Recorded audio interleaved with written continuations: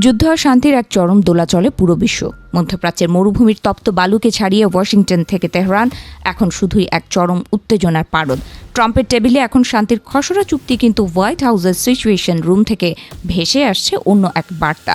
চুক্তি কি আদৌ হবে, নাকি আবার বেজে উঠবে যুদ্ধের দামামা? ইরান ও মার্কিন যুক্তরাষ্ট্রের মধ্যে যে শান্তি চুক্তি প্রায় চূড়ান্ত হতে চলেছিল, তা নাটকীয়ভাবে আটকে দিলেন স্বয়ং মার্কিন প্রেসিডেন্ট ডোনাল্ড ট্রাম্প।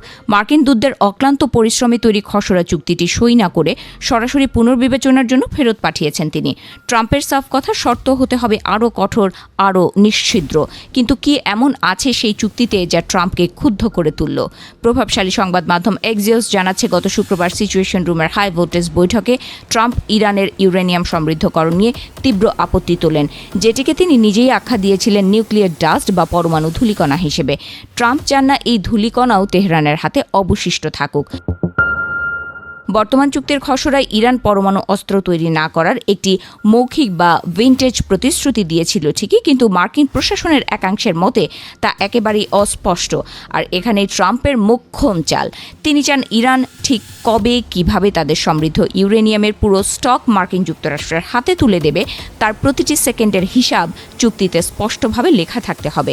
নাটক কেবল পরমাণুতেই সীমাবদ্ধ নয়। বিশ্বের অন্যতম গুরুত্বপূর্ণ বাণিজ্যিক জলপথ হরমুজ প্রণালী খুলে দেওয়ার শর্ত নিয়েও ট্রাম্পের মনে রয়েছে সংশয়। ইরান যেন এই জলপথকে কোনোভাবেই ভবিষ্যতে ব্ল্যাকমেইল করার হাতিয়ার হিসেবে ব্যবহার করতে না পারে, তার জন্য চুক্তির শব্দচয়নে ব্যাপক পরিবর্তনের দাবি তুলেছেন মার্কিন প্রেসিডেন্ট। ফক্স নিউজকে দেয়া এক সাক্ষাৎকারে ট্রাম্পের কণ্ঠস্বর ছিল চেনা মেজাজে আর চরম আগ্রাসী। তিনি স্পষ্ট হুঁশিয়ারি দিয়ে বলেছেন, আমরা একটা দুর্দান্ত চুক্তি করতে যাচ্ছি, আর তা না হলে আমরা সামরিক পথেই এর শেষ দেখে ছাড়ব। এমনকি ট্রাম্প সরাসরি হুমকি দিয়ে বলেছেন, চুক্তি না হলে মার্কিন ডিপার্টমেন্ট অব ওয়ার এবং যুদ্ধ বিভাগকে মাঠে নামিয়ে দেওয়া হবে। এদিকে ট্রাম্পের এই হুঙ্কারে তেহরানও কিন্তু পুরোপুরি দমে যায়নি। ইরানের রাষ্ট্রীয় সংবাদ মাধ্যমগুলো প্রচার করছে অন্য এক নাটকীয় ছবি। তাদের মতে এই চুক্তির আড়ালে ওয়াশিংটন আসলে ইরানের ফ্রিজ হয়ে থাকা কোটি কোটি ডলারের তহবিল ছেড়ে দিতে রাজি।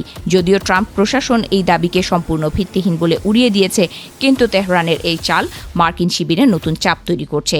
বল এখন তেহরানের কোর্টে।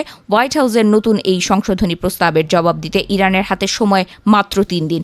এই 3 দিনে নির্ধারিত হবে পৃথিবীর ভবিষ্যৎ, পারমাণবিক শক্তির সমঝোতা, নাকি আবারও এক বিধ্বংসী যুদ্ধ।